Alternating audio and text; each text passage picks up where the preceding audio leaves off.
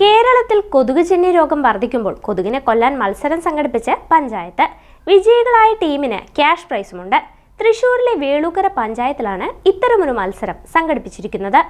സംസ്ഥാനത്തുടനീളം നടത്തുന്ന dry day ആചരണം ഉപയോഗപ്രദമാകാത്ത സാഹചര്യത്തിലാണ് പഞ്ചായത്തിന്റെ പുതിയ നീക്കം. കൊതുകിന്റെ ഉറവിടം കണ്ടെത്തി നശിപ്പിക്കണം, ഇതാണ് ടാസ്ക്. കൂടുതൽ ഉറവിടം നശിപ്പിക്കുന്ന സംഘത്തിന് പഞ്ചായത്ത് സമ്മാനം നൽകും.